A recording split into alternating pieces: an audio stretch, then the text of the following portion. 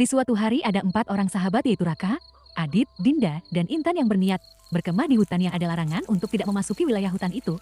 Karena ada sebuah mitos mengatakan hutan itu banyak penunggunya, dan siapapun yang kemah di sana akan menghilang. Mereka tidak memperdulikan larangan itu dan lanjut berkemah dan membangun tenda di hutan. Itu mereka pun duduk berempat di depan api unggun untuk menghangatkan badan mereka.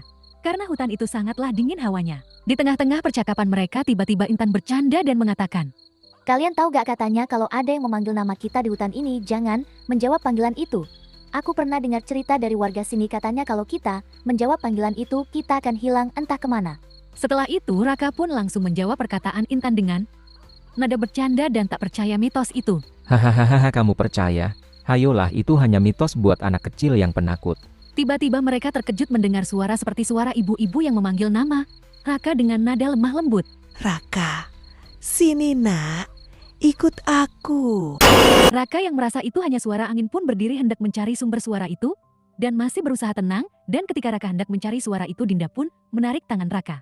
Ayolah, itu hanya suara angin, aku kan mencari suara itu dan membuktikan tidak ada apa-apa di hutan ini. Raka, jangan diladeni suara itu, jangan pergi. Raka yang tak percaya itu pun meladeni panggilan itu, lalu ia berteriak dan menjawab panggilan itu dengan wajah masih bingung dan tegang. Iya bu, ibu siapa ya? Intan pun berkata dengan wajah yang panik dan ketakutan. Mitos itu benar, buktinya itu ada yang memanggil Raka.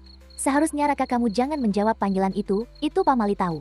Sudahlah, tidak ada apa-apa kok, itu hanya suara angin aja atau hewan. Malam itu juga Raka tiba-tiba menghilang, entah kemana. Semua temannya panik mencari keberadaan Raka. Mereka bertiga pun berjalan masuk ke dalam hutan yang penuh kabut itu. Tiba-tiba mereka melihat ada jejak telapak kaki di tanah yang mengarah ke dalam hutan gelap. Karena lelah mencari tak kunjung ketemu, mereka pun memutuskan untuk kembali ke tenda. Dan rencananya akan mencari Raka besok pagi. Aku lelah, bagaimana kalau kita kembali ke tenda dan mencarinya besok pagi? Ucap Dinda yang mulai lelah dan dijawab oleh Adit. Ya, kau benar. Beristirahatlah kalian, mari kita kembali ke tenda.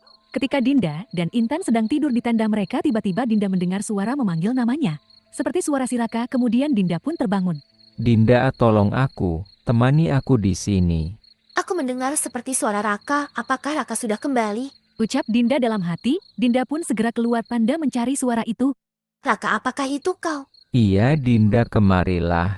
Akhirnya Dinda pergi masuk ke dalam hutan untuk mencari suara Raka. Dan setelah itu Dinda pun juga ikut menghilang. Adit dan Intan pun mencari keberadaan Dinda di malam itu juga.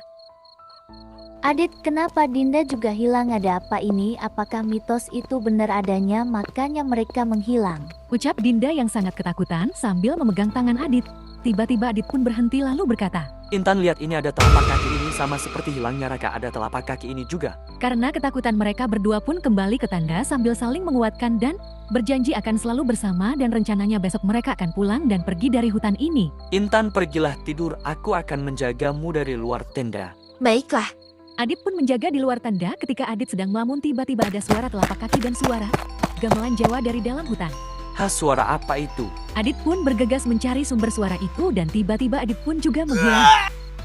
Di dalam tenda Intan pun mendengar suara teman-temannya yang memanggil namanya. Intan yang ketakutan pun hanya bisa menutup telinganya dan tidak menghiraukan suara itu.